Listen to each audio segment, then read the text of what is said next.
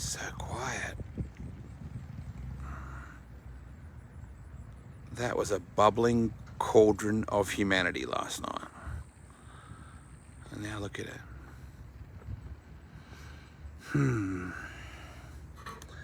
Wow, hey? Yeah. It's really a thing, isn't it, when you come down? It does. It's a very weird feeling. It's I've often heard, that the saddest place in the world is Knoxville on Sunday after Nationals. Absolutely. But it's a real thing. It really, you can just listen to that. It's actually crickets. Like, that whole, it's... Yeah. All I can hear is fast. that, just the air blowing through that. As an Aussie, we're a very proud country. I believe that. But it's next level American stuff. When you bring those Budweiser Clydesdales out and that lady gallops down the main straight with fireworks off the flags and that girl is singing the anthem and you're doing invocations. I'm standing with tears in my eyes, Kendra, like I'm at a Meryl Streep film festival. How does that happen? It's not even my country and you make me cry. We're a very proud, we are a very proud country. We're very proud of anything that we're passionate about, whether that's our country or it's sprint car racing or it's just the Knoxville Nationals. I think we do easily get moved emotionally when we're so passionate about something. And opening ceremonies were big last night, and that's what we wanted. We wanted the 60th to be bigger, and we wanted people to feel that. And I think that obviously worked. I've had a lot of people say there are people in the grandstands with tears in their eyes, and that was great. But to me, that was the prelude of things to come later. And watching that race at the end of the night and seeing the crowd, and I watch the crowd more than I watch the race because I like to see when they all stand up, something big's happening. And it was cool to watch that happen last night. And I sit in my little perch in the infield and watch the crowd more than the track itself. And I feel their energy, and I guess that's why today is so weird, because there's such a lack of energy here. I always know when it's been big because you sound like Melissa Etheridge to me the next day. If you recap even just some really broad topics for a second, we had a first-time winner, and a guy legit said, this is the race I've wanted to win my whole life, and the guy's won some of the biggest races with stock cars in the world, and with sprint cars as well. We farewelled a legend last night. You brought back some of the greatest of all time and stood them together right there. We had some serious stuff like Polly McMahon, big wreck, and we had the typical drama that goes with it. But it just has everything, regardless of who wins at the checkers. You never come away from it going anything but wow. And I said not too long ago, they said, what are you most afraid of with Nationals? Because I do put a lot of pressure on myself. Yep. I said, I think my biggest fear is someone saying, man, Nationals were kind of lame this year. That's my biggest fear. And we work really hard to make sure that doesn't happen off the track. Yeah. But everything you just said were things that happen pretty much on the track. Yeah. So a lot of it's out of my control, and I'm lucky to work with some of the greatest drivers in the world, and they put on a show, and they more so at this race than any other race, they wear their heart on the sleeve, and you see their emotion, and you see the tension and the stress and what this race means to them. And how can you not feel that something bigger than you is going on when gods like them are that emotional? That's a good word for it. And afterwards, you go drinking at Dingus with the guy that won Nationals if he's not on his way to the Brickyard. Yeah, that was definitely different last night. Normally the winners at the post party, grabbing the mic and singing and chugging beers with friends and fans and strangers they've never met before. And last night we all had to kind of wave goodbye, and we watched his plane fly over the track a few minutes later. And in a way that was super cool, because he's probably right now on his way to battling out for another win today at the most famous racetrack in the world. Yeah. So it was definitely a different ending to the Nationals, but I think we all watched Kyle win with pride, knowing what he's going to do today, but also knowing he's doing that while representing us. Brian Brown is quality. Not many people could have sucked it up after wrecking and missing the Nationals again and still have the presence of mind to thank all the sponsors, thank the fans, and do it. He's just very good at that stuff, isn't he? He really is, and I think that's why you see sponsors flock to him, because even in the worst of circumstances, he remembers the people who got him where he is, and he's very, very, very good with fans. We see that on a regular Saturday night here, and when he got on the stage for intros, I think he probably had the most cheers other than Kyle. Yeah. It's impressive what he's done here, and it breaks my heart a little bit every year at Nationals to see him not get that win when he's won basically everything else here. So Larson's leading the Brickyard right now. Really? Of course. Is he really? Yeah, of course he is. How many laps are left? Someone tell us how many laps are left, because everyone's saying, and the 2021 Nationals champ is leading the Brickyard right now. God, it's so cool. And you know, the other thing that Kyle brings to us is that he brings the attention of the NASCAR media. Yeah, we were on the race today, on the race broadcast, and it's so cool to see that happen. And he does elevate our sport to an entirely new level, and he does it with such humility and just a quiet sense of confidence. I've never seen arrogance out of Kyle Larson. I've never seen him walk into a place thinking, I'm definitely going to win this race. He's just a normal guy with totally abnormal talent. Yep. And it's amazing. I always say, God, I can't imagine what it would be like to be that good at something. To be that good at something. He does it like it's nothing at all. It's very impressive. Tony Bockhoven just saying there's 11 laps to go. He's got a 5-second lead. It's amazing. He's amazing. Someone tweeted this morning, like, look at the year Kyle Larson's had. He won the Chili Bowl. Yeah. Won the Coke 600. Won the NASCAR All-Star Race. Won the Kings Royal. Won the Prairie Dirt Classic. Yeah. The big late Yeah, race. yeah. And then he comes here and wins the Knoxville Nationals. And he does it all like, yeah, it's an awesome year. And somebody told me he got emotional in Victory Lane last night. I didn't see it. I did. And that to me is like, that's so cool, because I've never seen emotion out of him like that. And it just shows what this race means to him. Can you imagine if he wins today? No, I mean, I can't. Can he imagine if he wins today? He wins at the Brickyard and the Nationals in the space of 24 hours. No. I mean, to win at Knoxville Raceway and then fly to Indianapolis Motor Speedway and win both of those events in 24 hours, I can't imagine. The only thing I can imagine is how tired he's going to be when he gets home tonight. That's when I think probably all of this will sink in. I would imagine Caitlin will be just as tired. Oh, yeah. Caitlin goes pretty hard. But it is something I've heard in the past few years from winners, that it doesn't sink in. When they win nationals, it doesn't sink in for a few days. And they said, Victory Lane just kind of goes by and you're just going through the motions and the mechanics of it. And you don't even remember if you were emotional or not for a few days. And I think it's why we see the wide range of emotions. Jason Johnson was obviously off the charts, and Brad Sweet was just rambling on about like drinking beer and kissing and hugging people all night. It was so cool. And then you had David Gravel, who was very stoic. Yes. When he won. To the point where I was like, are you okay? Yeah. And he's like, it just never hit me. No. It didn't hit me. And I think it hits you later. Like, you don't know if that's going to happen again. You don't know if that's a one-time thing. Yeah. The thing I love about, there's too many things I love about Knoxville. I happened to be wandering through the A&P pub. I look to my right and there's Carson Macedo and Kyle just sitting there sipping a quiet cocktail. And you go, really? But they're all around town. Nobody hides in their trailers. No. They're very accessible. And you look over the top of the National Sprint Car Hall of Fame over at the Mr. C's car parking area near Credentials. Can you imagine if all of a sudden the Cup trailers and trucks were just out in the car park at Talladega and everyone just wandered around and... But that's how I think it used to be. I mean, that's how I hear it used to be. It's a little sad that it's not like that anymore.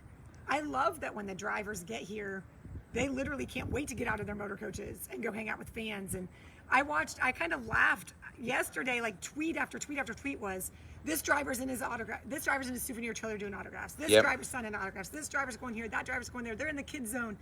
They're out more than they're in here. Yeah. And that to me, every year in the drivers meeting, I thank them, because if they weren't like that, yes, this event, it wouldn't matter what we planned. It wouldn't matter what events we hosted. If the drivers weren't willing participants, and most of them more than willing. I have ones that call me and say, what can I do? And that, if we didn't have that, this event wouldn't be what it is. It's so many things to so many people. The tradition, the Queen's contest, the chicken barbecue. Yeah. No, I went and hung out at that the other night. Cool? You told me to. Yeah. It was like 2:30 in the morning after the rain delay. Everyone's fighting over chicken. And people were lined up with the words "thank you" like they're on Ellen or something. You know how people go to the live thing in the square in New York. What's the name of that show? It's like Good Morning. Today Show. Everyone's lined up with their sign saying "thank you," and I was like, well, I felt like I was on the set of the Today Show. Everybody has the northern campgrounds, or they have a place they've stayed since they came. There's people that have been here for 49 or 59 of them. You know what's interesting? We lost last year, obviously, but it gave us a 2-year build-up to the 60th. We didn't want that, but it gave you 2 years of momentum for people missing it so bad.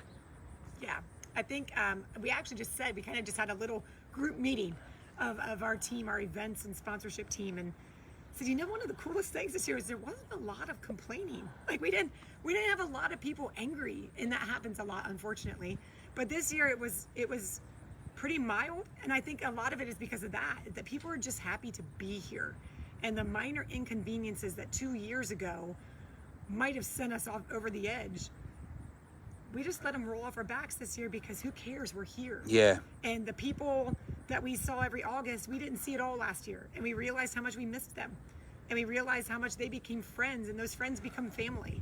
And when you couldn't see them, you figured out how badly you couldn't wait to get back here. And we all feel that way every year. Yeah. But this year was to a whole new level. It sounded to me like the second biggest state here is Missouri. When I asked for the crowd to cheer, the Missouri folks are almost as loud as the Iowa people. Yeah. Kansas City's a big market for us. Missouri's big. Nebraska, South Dakota's really big. South Dakota. They're all just, they all come down to see Doug Clark. So South Dakota's a huge state for us. And then you look at like the major sprint car areas. So once you get past our neighboring states, you're looking at Sacramento, California, Kyle Larson effect. Yep. Then you've got Indianapolis. You've got northwestern Ohio, which is like the Findlay, Fremont area. Yep. You've got central Pennsylvania, of course. And then Tulsa, Oklahoma is a big market for us. Yeah, right.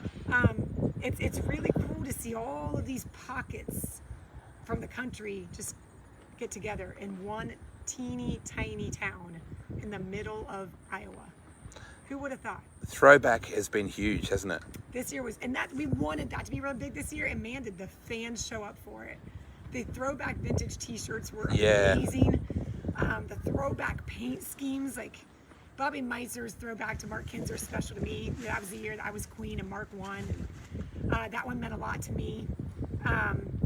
It was just really cool to see everybody, and you kind of get to know their personalities, right, by what tribute they picked of what's important to them. Yeah. So it was really cool to see all that come together. And that is not cheap to put that together. So teams did a lot of these one-off paint schemes just for this week. Absolutely. Super cool. Yeah, definitely. And Dennis Gainey's the one who got all that going with horsepower. He's the one who pushed for this throwback paint scheme award. And at first I was resistant to it because I was like, we do a best appearing car, and that's tradition. Yeah. So it has to stay separate. And I'm glad we did that. But I'm so glad that he stepped up and said, I really want this to happen. The blue shirts, and it's not just people wear blue shirts here that work here.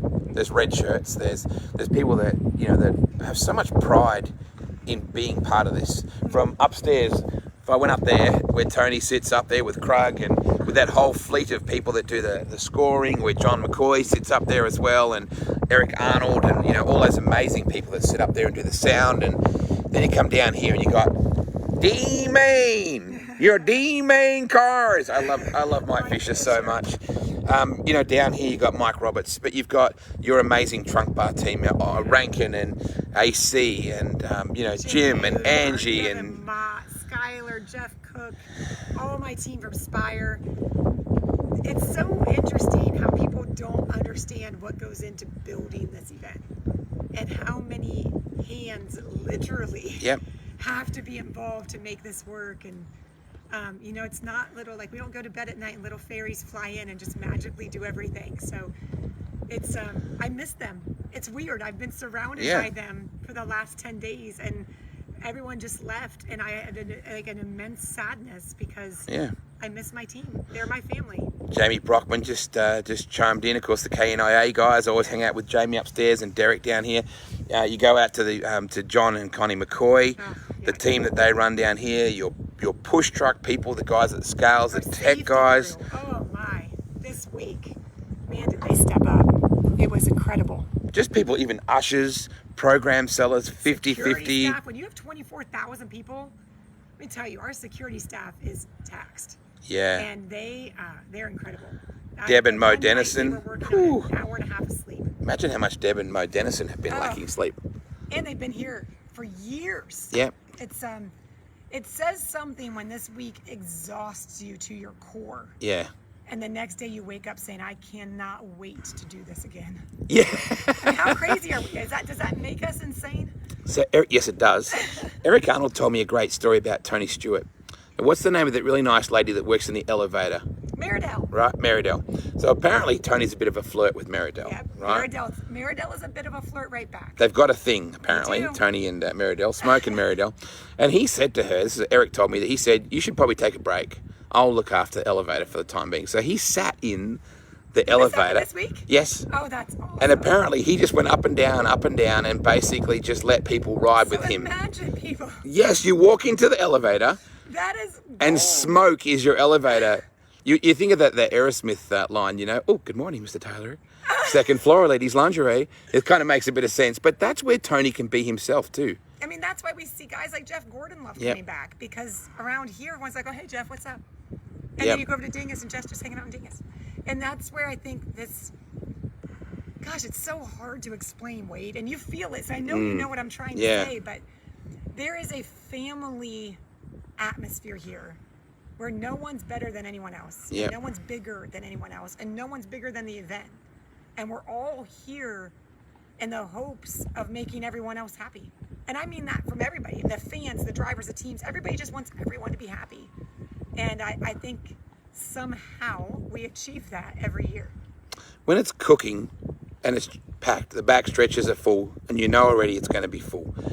And I said to Brent Marks, I said, mate, it shouldn't matter how many people are in the stands. You should love racing a sprint car anyway. He goes, yeah, but when you know there's 24,000 already here, you cannot help but get pumped even more.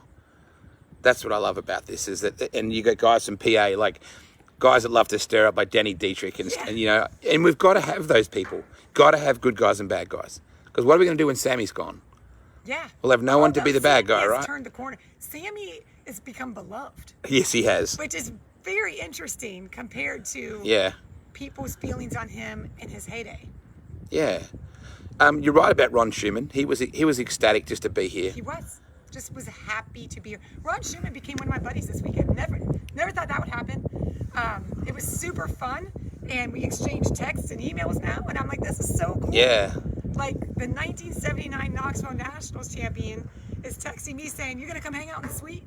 Like, that's cool. It's just the most unexpected and unpredictable things can happen in 4 days in Iowa. when we were riding around in the golf cart last night with Doug and Jack, and the infield was actually pretty racy because we had the rain the night before.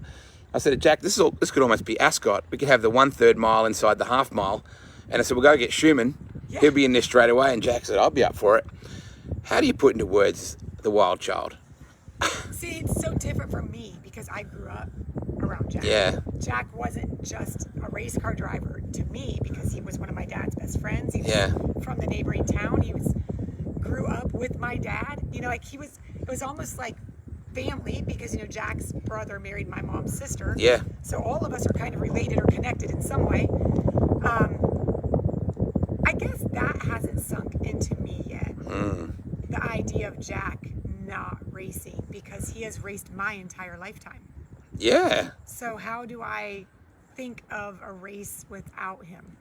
But that's happening more and more, right? Like when you get to a certain age, the guys that were always there are not going to be there anymore. He's so uncomfortable with fame. Which is really interesting, right? Yeah. Because he probably is the most Beloved. universally beloved driver that we have. Yeah. I don't know anyone that's ever booed Jack Hodenshield ever. You Yeah. just don't. And he's crashed a few. Like even Yeah. Kerry said, Kerry goes, he'll crash you. And you go up to try and get angry and he'll just smile at you and you go, oh God. It's true. Like, how can you be angry with someone who's just so damn happy all the time? Yeah. He Yeah. loves life. He hates interviews with a passion. He did not want to go out there on the track with you last night. No, he didn't. And when I made him do the backstretch as well, I said, I won't talk to you, don't worry, just come out and wave. And that people just want to say goodbye. Yeah. God, he would have sold some shirts over the years. Oh, please. Patty is out there wheeling and dealing on those shirts, and she knows, like, people love her husband.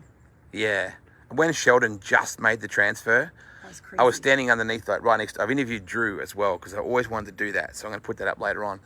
And Drew's on one side on the mule, and Jack's on the other watching that narrow finish, and Drew he's like a gymnast on top of the mule. He's bouncing around, and Jack's just standing there with his arm folded. Jack's like, oh, good job. The horses just don't seem to get fired up, do they? But Drew, he's on the other scale. No, but when Jack was coming out, he stopped with me and talked to me a little bit before he went out with you, and he goes, I can't believe I didn't even really see that ending. Like, I didn't see it. So I was like, God, that would be killer, right? If you're a dad. Oh, yeah. And you just saw your son do something incredible. Well, I would have thought that Jack would have been gutted, right? Because he pulled out of that B main quite early. So I went down to make sure I could get him ready for the and all he was just up on the mule watching his kid. I'm sure he was disappointed, but he wasn't the end of his world anymore. Yeah. He just wanted to watch his kid. It's interesting when that turns, right? Yeah. And we've seen that with a lot of drivers. Yeah. Look how excited Steve was when Craig won. That was a moment. I still think Craig should have climbed up. Craig should have just run up there, and he's fit enough now. I've never seen him look so good. Climb right up that fence without a problem. We had 5 Australians in the A main, and if you count Matt Barbara, oh yeah, that's 6. It's incredible, right? That's what you guys are doing here. 25% of the field. That's madness. There's going to come a time when an Australian wins this race. I know. It's going to happen. Maybe we need to get Larson a new passport. But I think it's kind of good it didn't happen this year, right? I agree. When none of you are here. Yeah. Oh, yeah. Can you imagine? That would have been bittersweet, wouldn't it? And I cannot wait. I mean, we lost about 2,000 fans this year without having any of our international fans able to come. And you were sold out still. So what was going to happen? Early. I think, like, would we have been sold out 2 weeks early? Would we have been sold out 3 weeks early? I don't know.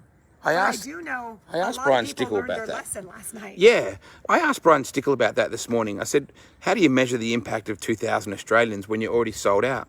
He said the racetrack wouldn't feel that, but the surrounding community would, because we're out staying everywhere. We're out buying everything because our exchange rate is usually pretty shit.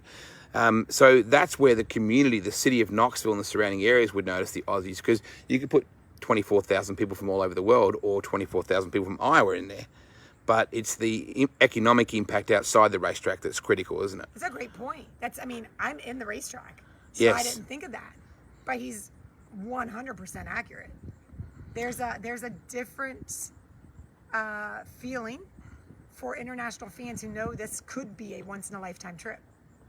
So they're the ones buying a shirt from every driver's souvenir trailer. Yeah. Not just their favorite drivers. And they are the ones that come here longer. They stay in hotels or rent housing longer. They're more social. They're out and about more. They are spending money at restaurants and bars more. He's right. It probably did take a toll on the economic impact of Knoxville, the town, this year. But I think when they come back next year, it'll be big. I've already got plans. I'm already working on things. Ooh. Yeah. When I fly into LAX, if I ever talk to people in the airport, which LAX is like Walmart with airplanes, people say, "Where are you going?" "Oh, you're from Australia? Where are you going?" I say, "Iowa." And they look at me and they go, "What the hell are you going to Iowa for?" I go, "You know what? You'll never get it. I'm going to America." This is, you've actually taught me that a little bit, because I always grew up in a small town. Yep. And then I come to this small town. Yeah. And to me, this is just what life is. But you do see a difference in other areas. You do see a different way of life. But this slow, and I can't believe I'm going to say the Knoxville Nationals are slow paced, because it's anything but for me. Sure. But it is the just taking a moment to enjoy where you are and who you're with and the moment that you're in. That seems to happen repeatedly throughout the day during the Knoxville Nationals. Yes. You're exactly right. John and Julie Gibbs were here from Logo Daddy. He did an amazing rap on the Carson Macedo car. And I had no time. I was running back from the High V. It was like 5 o'clock. I had to get back to interview James McFadden. I'm just loving my life out loud here, by the way. And John said to me, "We're at Dingus. Have you got time for a drink?" I was like, "You know what? I don't, but I'm going to." Yeah. So I ran back and had a quick drink with him. Now, the other day you got me to catch up with John, and John McCoy invited me out to his farm. I didn't want to come back. Oh my God, it was the most cool thing. We just rode around in the side-by-side and talked shit about him being friends with Jay Woodside. Did I say that name right? Yep. So he watched him as a kid race and then became his friend. And we talked about there's no other sport in the world, Kendra, where you can become friends with your heroes. Are you friends with Peyton Manning? Are you friends with Tom Brady? No. Just because you went and watched them play football, there's no real chance you're going to become friends with them. Yet, fans can become friends with Tim Schafer. Fans can become friends with Sheldon. That's the beauty of our sport. Our heroes can be our friends. That's crazy. Isn't it? It really, I mean, yeah. Look, I stayed up a little too late last night. Really? Yep. Went out in 3 and 4, and you just looked around and it's like, there's a driver, there's a driver, yep. There's a driver. And they're just kicked back on a 4-wheeler or on a golf cart, drinking a beer, surrounded by fans. And the cool part is because they do that, the fans are super cool. Yep. Like there's no begging for their time or asking No. for things. You're just chilling beside your hero drinking a beer. Because it's not weird. It's not out of place. Weird about it. Craig and Julie Delansky. Craig Delansky's just cool, isn't he? Yeah. I mean, like, he's just cool. He reminds me of Tim McGraw. Like, he's just so quiet, you know, but he's just got this, you come up, it's like... He's got an intensity about him that you don't see in a lot of people. Yeah. I love this place. Even when it's quiet, I love it. I love it more when it's full. All I can hear is the flag. It is just so strange. Right now, just looking at the grandstands, it's like, how were those wall-to-wall people, 14 hours ago? 15 hours ago? It's crazy. And they just all funnel out and file out like they were never here.